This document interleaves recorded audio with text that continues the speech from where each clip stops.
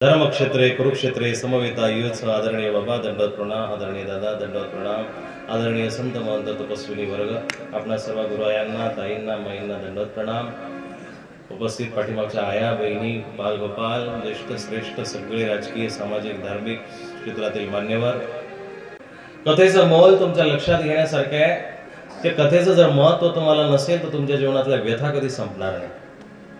तुमच्या जीवनातल्या व्यथांवरती सगळ्यात मोठा फवारा, सगळ्यात मोठं सॅनिटायझर, सगळ्यात मोठं औषध कथा आहे. तव कथामृतम तप्त जीवनम.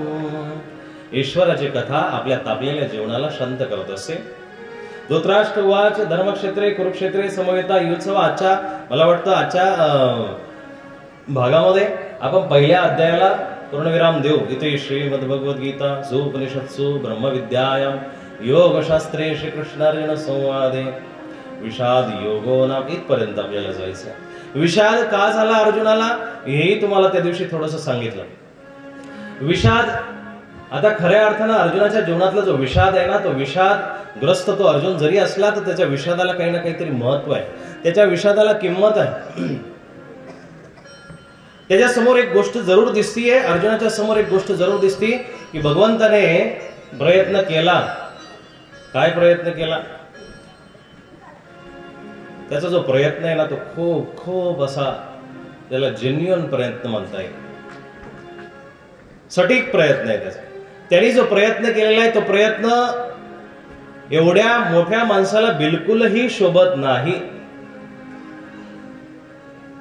कृष्ण आणि कृष्णासारखा व्यक्ती मध्यस्थी करायला जाणे आणि ते पण पापी लोकांच्या जवळ जाऊन त्यांनी हात जोडणे, हात जोडून उभं राहणे आणि आपलं सगळं, त्यावेळेस तो द्वारकाधीश आहे. एवढं पण लक्षात घ्या, एका स्वतंत्र प्रांताचा राजा आहे. स्वतःच्या अस्तित्वाला तो झुगारून एका मिनिटासाठी त्या भक्तांसाठी तिथं गेला आणि गेल्यानंतर हात जोडले. आज तो प्रसंग तुम्हाला ऐकायचा आहे. पांडवांना विचारलं की बाबांना तुमची काय अपेक्षा आहे देवा? अरे 14 वर्ष वनवासामध्ये राहिलो, 12-13 वर्ष वनवासामध्ये राहिलो आणि 13 वर्ष वनवासामध्ये राहिल्यानंतर आता काय अपेक्षा ठेवायच्या? केस पिकायला लागली. जे स्वतःच्या मनगटाच्या बळावरती प्राप्त केलं होतं ते एका मिनिटामध्ये निघून गेलं. भविष्यामध्ये जे भेटेल ते काय म्हणून टिकणार आहे?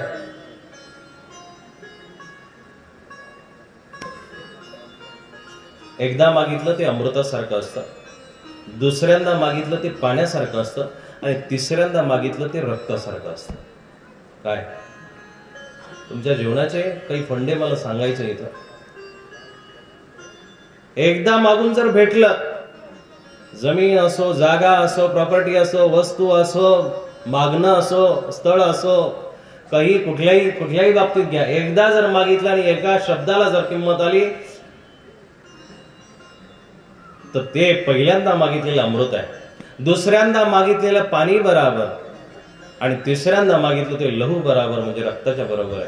तिसऱ्यांदा जर ती गोष्ट वारंवार मागून जर मागावी लागत असेल, भेटत असेल तर ती गोष्ट तुम्हाला कधीच आनंद देऊ शकत नाही.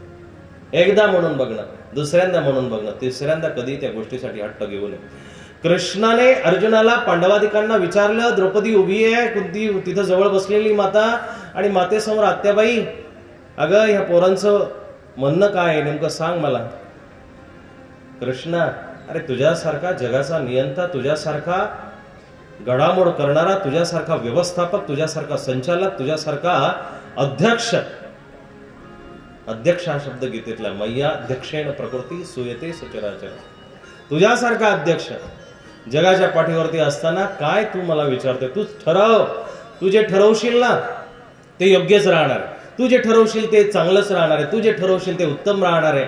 आणि देवाच्या बाजूला जर निर्णय जर ठरवले ना तुम्ही, ईश्वर तुम्हाला कधीही चुकीची गोष्ट देणार नाही.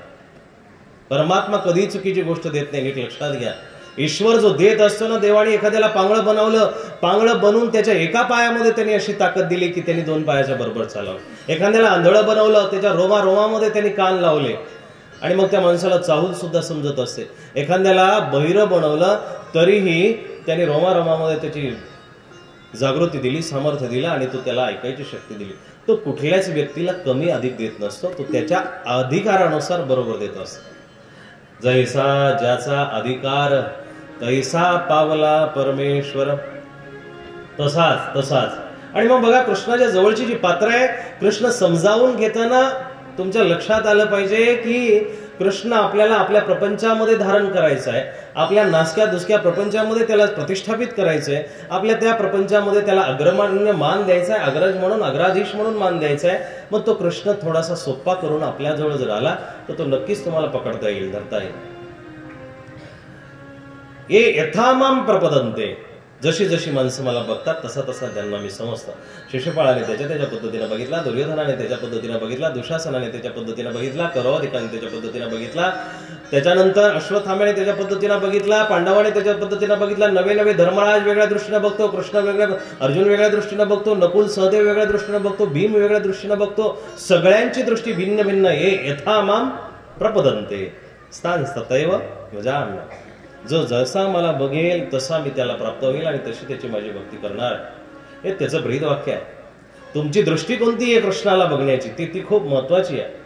तुम्ही शिशुपाळाच्या दृष्टीने बघता, अर्जुनाच्या दृष्टीने बघता, दुर्योधनाच्या दृष्टीने बघता, कुंतीच्या दृष्टीने बघता, यशोदेच्या दृष्टीने बघता. तुम्हाला जी दृष्टी प्राप्त झालेली ती दृष्टी कोणती ही शोधाशोध घेणं गरजेचं आहे. पांडवांना विचारलं की बाबांनो, अरे सांगा मला थोडंसं काहीतरी माहिती द्या, तुम्हाला नेमकं काय पाहिजे. धर्मराजाचं उत्तर न्यूट्रल होतं. स्वाभाविक आहे, त्याचा स्वभाव तसाच आहे, म्हणून त्याने न्यूट्रल उत्तर दिलं. पण अर्जुन म्हटला की कन्हैया, एक गोष्ट अशी आहे, आमच्या पराक्रमाने आम्ही इंद्रप्रस्थ कमवलं होतं, ते गेलं, जाऊ दे. आता एवढा 12-13 वर्षाचा वनवास भोगला, आता काही राज्य उपभोग घेण्याची इच्छा नाहीये. तू एक काम कर, गेलास तर त्यांना फक्त एवढंच म्हण, नको हस्तिनापूर, नको इंद्रप्रस्थ, नको पृथ्वीवरचं राज्य, फक्त आम्हाला 5 गावं दे. कृष्ण म्हटला ठीक आहे, काही हरकत नाही. आणि भगवंत निघाल्यानंतर गेले, दुर्योधनाच्या ठिकाणच्या सभेमध्ये गेले. कृष्णाचा मान सन्मान इतका होता की भीष्मासारखे, कृपासारखे, द्रोणाचार्यासारखी माणसं ताडकन उभे राहायचे, ताडकन उभी राहायची.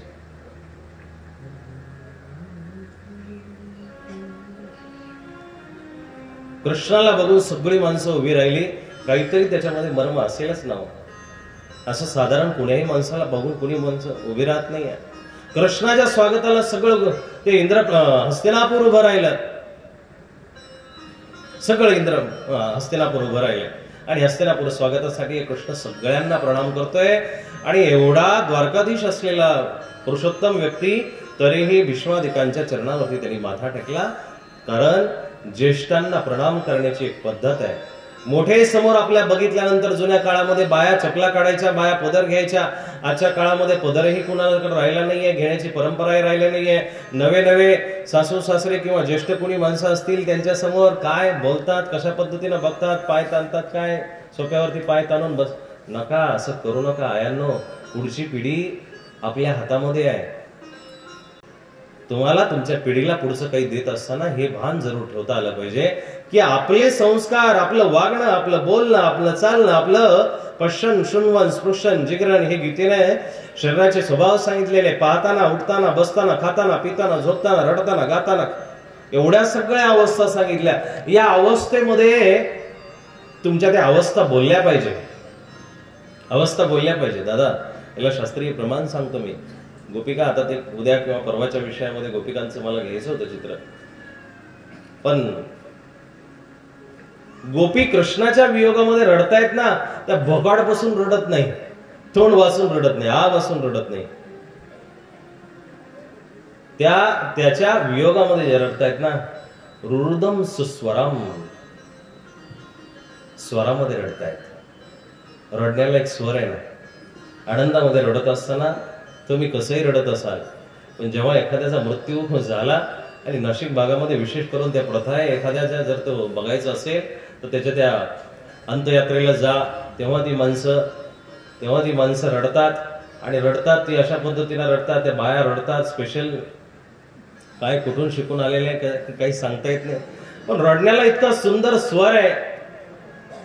ते मला शिकायचंय, ते ऐकायचंय. पुढं या अशोकराव, या पुढं.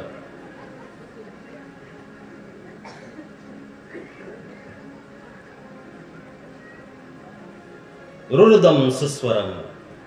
रडण्याला एक सूर पाहिजे, रडण्याला एक काही ना काहीतरी जागा पाहिजे, रडण्याला काही ना काहीतरी एक महत्व पाहिजे. त्या रडण्यामध्ये गुणानुमोदन पाहिजे, त्या रडण्यामध्ये गुणानुमोदन पाहिजे. ईश्वराचं ज्यावेळेस आपण चिंतन करतो, त्याच्या गुणानुमोदनाला आपण ज्यावेळेस वाखाणतो, त्यावेळेस आपली अर्थता त्याच्यामधून जागृत झाली पाहिजे. ती अर्थता जर तुमची नसेल, तुमच्या अंतःकरणातून तो भाव जागृत होत नसेल, तर त्या रडण्याला काही अर्थ नाही आहे, ते रडणं काही कामाचं नाही आहे. पापोहम पाप कर्माहम पापात्मा पाप संभव त्राहि मां कृपया देवं शरणागत वत्सल. तुमची अर्थता आतून ज्यावेळेस तुमची वाढेल, जाणवेल, तेव्हा त्याला सुद्धा ती प्रार्थना ऐकावीशी वाटेल. त्या प्रार्थनेमध्ये भलेही भक्ती नसू द्या, स्वर नसू द्या, काही नसू द्या, त्या भक्तीमध्ये खूप सुंदर असे शब्द नसू द्या, त्या प्रार्थनेला खूप अलंकारित केलेलं नसू द्या, तरी पण ज्यावेळेस तुम्ही ती प्रार्थना गाल ना, त्यावेळेस परमात्म्याला ती तिथं येऊन ऐकावी लागेल, तिथं बसून ऐकावी लागेल. छोटासा प्रसंग, जनाबाईचा प्रसंग आहे. सकाळच्या वेळेला उठायची, सकाळच्या वेळेला उठली आणि उठल्यानंतर जात्यावरती दळायची आणि दळता दळता भगवान गोपाल कृष्णाचं भजन गायचे. आणि भजन गाता गाता ते पीठ धान्य दळतीये, खाली पीठ गळतंय, पण त्या भजनामधली सकाळची जी आर्तता आहे ती इतकी वाढली, इतकी अर्थमय स्वरामध्ये ती प्रार्थना करायला लागली की साक्षात भगवंताला बाल रूपाने, एक यवन कुमार रूपाने तिथं येऊन तिचं जातं दळावं लागलं. जात्यावरचा भार त्या कृष्णाने घेतला आणि अचानकपणे जय भाणावरती आली. आणि भाणावरती आल्यानंतर बघितलं तिनं की समोर साक्षात ज्याचं आपण वर्णन करतोय, जो युगायुगापासून अतृप्त आहे, जो युगायुगापासून लांब आहे, जो युगायुगापासून अलभ्य आहे, तो एका क्षणामध्ये समोर बसलेला आहे, आपल्या दळण्यासाठी बसलेला आहे. आणि मग भाव विभवती होते. जनाई करीते हरी भजन, जनाई करीते हरी भजन,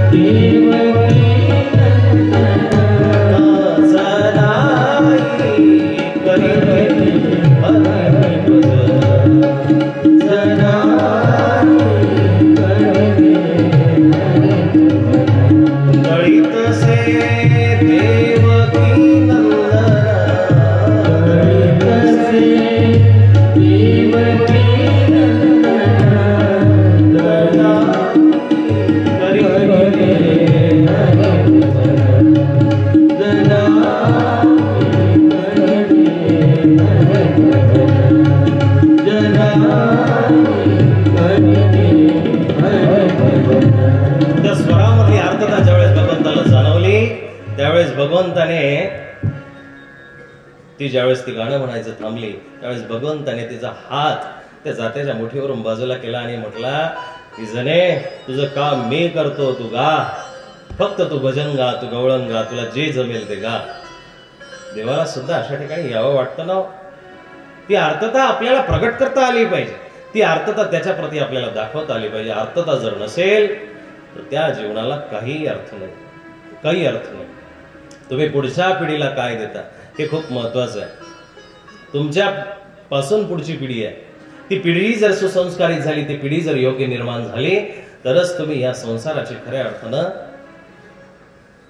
निर्माते आहात, सृजनशील आहात. नाहीतर ह्या संसाराचं आपल्या आपण वाटोळं होणारच आहे, विध्वंस होणारच आहे. पण ह्या वाटोळं करणाऱ्यांमध्ये तुमचं नाव नसावं, सृजन करणाऱ्यांमध्ये नाव असावं. हे संस्कार आपल्याला पुढच्या पिढीला द्यावे लागतील, सांगावे लागतील, तरच ही पुढची पिढी इथे येऊन बसेल, धर्म करेल, थोडाफार काहीतरी. कृष्ण निघाले, एवढा मोठा माणूस बारीक कसा होतो त्याचं प्रमाण बघा. कृष्णाचं जे चरित्र आहे ना, खरंच दिव्य चरित्र आहे हो. एक जरी लीळा त्याची आपल्या जीवनामध्ये जरी आली ना, एक लीळा, मला वाटतं त्या माणसासारखा सुवर्णमयी माणूस, सुगंधीमयी माणूस, चंदनासारखा माणूस आपल्याला जगाच्या पाठीवरती कुठला सापडणार नाही. एक लीळा जरी त्याची व्यवस्थित धरता आली तुम्हाला. निघाला, हस्तिनापूरला गेला. सगळे उभे राहिले आणि उभे राहिल्यानंतर सगळं हस्तिनापूर त्याला बघण्यासाठी गोळा झालेला आहे. सगळं हस्तिनापूर गोळा झालेलं आहे. मुळात कृष्णाचा जो रंग आहे ना तो काळा नाहीये, सावळा रंग आहे. सावळा रंग हा आत्म्याचा एक प्रकारचा रंग आहे, आतून आलेला रंग आहे. स्फटिकासोबत ज्यावेळेस सूर्याची एक झलक त्याच्यावरती पडते, त्या स्फटिकामधून दुसरा जो किरण निघतो तो सावळ्या रंगाचा किरण असतो, तो जांभळ्या रंगाचा किरण असतो. तसा वर्ण कृष्णाचा आहे. नदीच्या पाण्यासारखा रंग कृष्णाचा आहे. नदी जर उथळ असेल तर पाणी स्फटिकासारखं दिसतं, पण नदी जर गहिरी असेल, खोल असेल तर ते पाणी निळसर दिसत असतं. कल कल कल्लोळवंतिनी जमुना, यमुनेचं प्रतीक आहे. ती कल्लोळ करत जेव्हा जाते ना तर ती श्यामल भासत असते, की जणू काय कृष्णाला अंघोळ घालून ती गोकुळामधून तिथं निघाली आणि वृंदावनाकडे चालली आहे. अखंड प्राणी मात्रांना ती पाण्याच्या द्वारे कृष्णाचं दर्शन घडवती. अशी ती कृष्णमयी नदी आहे, यमुना आहे. कृष्णाचा जो रंग आहे तो उदयलेल्या भाणूसारखा म्हणा, उदयलेल्या नभासारखा म्हणा, त्याच्या पाठीमागच्या असलेल्या नभासारखा, नवीन असलेल्या मेघासारखा रंग आहे. आणि तो रंग सगळ्यांना लोभस वाटतो, आकर्षित वाटतो. काळा रंग वाईट नाही आहे, काळं मन वाईट आहे. आपण वरून उतारे फिरतो, आपण वरून त्याला रंगवण्याचा प्रयत्न करतो, वरून त्याला अप टू डेट ठेवण्याचा प्रयत्न करतो. पण मन जर चांगलं नसेल तर कशाला परमार्थ घडेल हो. मन जर चांगलं नसेल तर त्या परमार्थाला खरंच अर्थ नाहीये, खरंच अर्थ नाहीये. मन स्वच्छ ठेवा, वरचे रंग कसे असतील तरी चांगले, वरचे रंग कसे असतील तरी चालेल. कवी सुंदर म्हणतात, श्याम ना रंगाओ मैं तो हरी ना रंगाओ,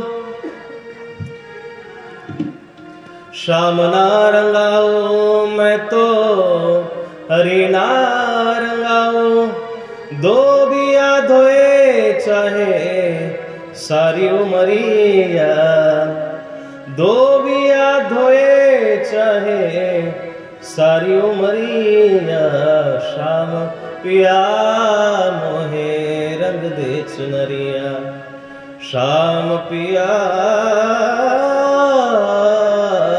मोहे रंग दे चुनरिया, रंग दे चुनरिया, रंग दे चुनरिया, रंग दे चुनरिया, रंग दे चुनरिया, श्याम पिया मोहे रंग दे चुनरिया. हरिना रंगाऊ, श्यामना रंगाऊ. तुझ्या रंगामध्ये रंग जर घडून देत असेल तर त्या रंगाला अर्थ आहे. भक्तिमय तुमचं जीवन झालंच पाहिजे ना. जर इतकी भक्ती करून, इतका परमार्थ करून जर भक्ती तुमच्या अंतःकरणात थोडीशी सुद्धा घुसत नसेल, पाण्यातल्या दगडासारखं जर तुम्ही राहत असाल, त्या वेळूच्या दृष्टांत, चंदनाच्या दृष्टांतासारखं तुमचं जीवन जर राहत असेल तर त्या जगण्याला अर्थ नाहीये.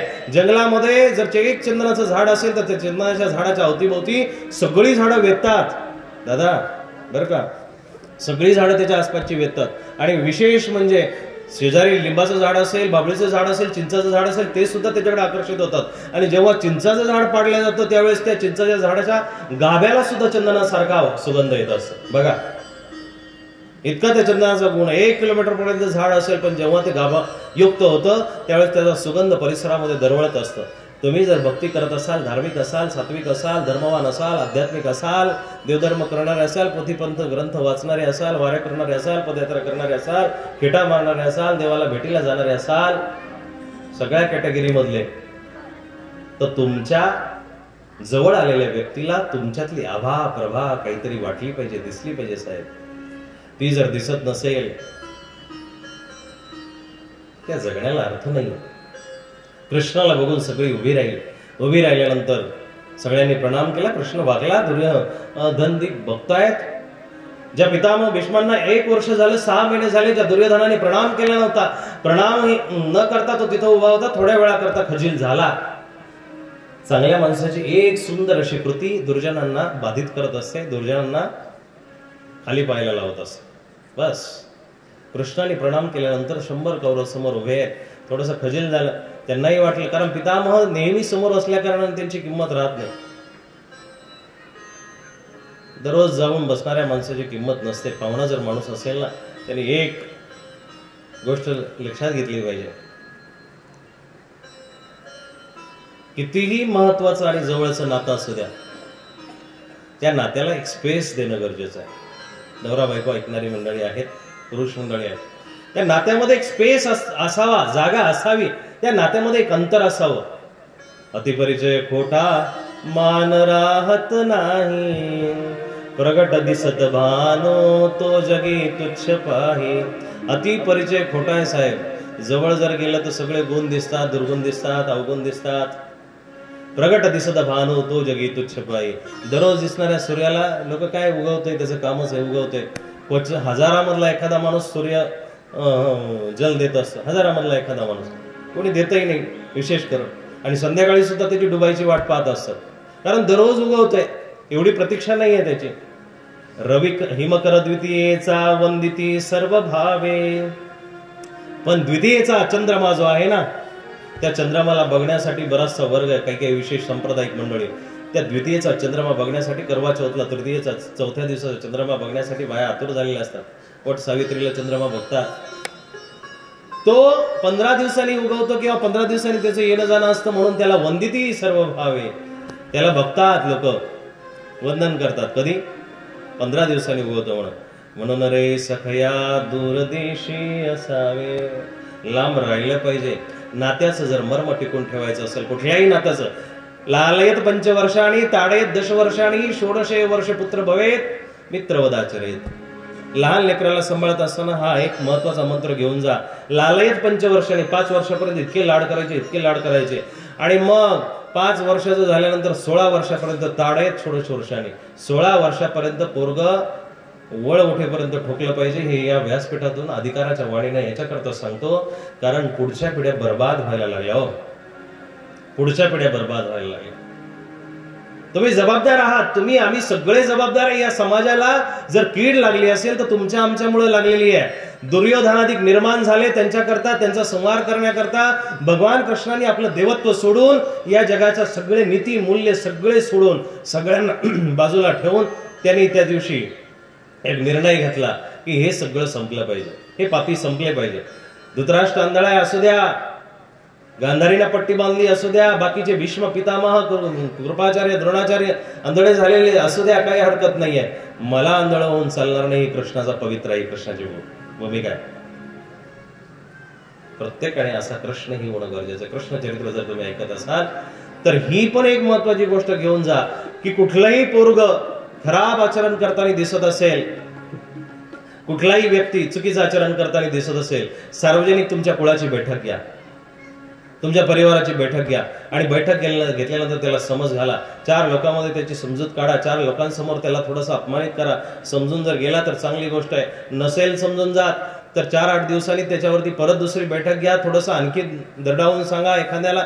साम दाम दंड भेद हे वशीकरणाचे 4 मंत्र आहेत.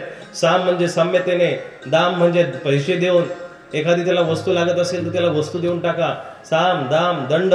नसल गपचूप ऐकत दंड म्हणजे काठी हातामध्ये घ्या आणि 2-4 पोटऱ्यावरती वळ काढल्याशिवाय थांबू नका. रडू द्या, गागू द्या, निघून जाईल. 2 दिवस 4 दिवस निघून जाईल, काही हरकत नाहीये. पण गंमत अशी आहे दादा, जर ती पिढी बिघडली, तो जर पोरगा बिघडला, तर ह्या सगळ्या समाजाचं जे त्याने या समाजामध्ये दुष्कृत्य केलं ते सगळं पाप तुमच्या माथी येणार आहे. या पापाचे भागीदार बनू नका. पहिल्या दिवशी मी सांगितलं की जन्नी जने तो दाता जन या भक्त जने या शूर नाही तो बांझ भई मत गवा अपना नूर. आई, तुला जन्माला द्यायचा असेल तर सुंदर दात्याला जन्म दे, शूराला जन्म दे, या भक्ताला जन्म दे. 3च माणसं या जगाच्या पाठीवरती कल्याणकारी. भक्तजनय्या दाताजनय्या शूर नाही तो बांझ भई मत गवा अपना नूर. त्यापेक्षा वांझ राहिलेलं बरं म्हणतात कवी म्हणतात, कबीर म्हणतात की त्यापेक्षा कुणालाच जन्म देऊ नका. पण ज्या पुत्रांनी, ज्या लेकरांनी समाजाचं अहित केलं, अशा लेकरांना जन्म देणं चुकीचं आहे. अशा लेकरांना जन्म देऊन फायदा नाही. दुर्योधनाधिका समोर कृष्ण उभे राहिले आणि उभे राहून म्हणतात की बाबांनो, मी एका कामासाठी आलोय तुमच्याकडे. तुम्ही शांततेनं सगळे ऐकून घ्या.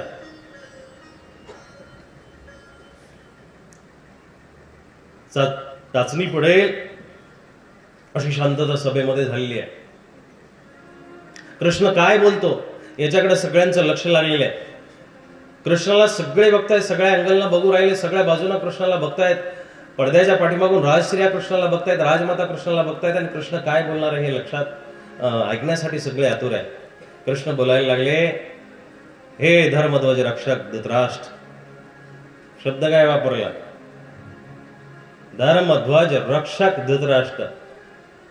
राजा, तुझ्या कारभारामध्ये, तुझ्या काळामध्ये जर अनिती झाली तर भविष्य काळ तुला माफ करणार नाही. दुर्योधनाधिकांची ही आतताईपणा जो आहे, हे आतताई माणसं जे आहेत, 6 आतताई सांगितले भगवद्गीतेने.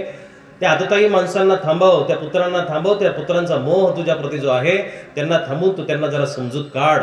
त्यांची जर समजूत काढली तर कदाचित हे युद्ध टळू शकतं. कृष्णाने बरंचसं असं भाषण सांगितलं, बऱ्याचशा गोष्टी सांगितल्या.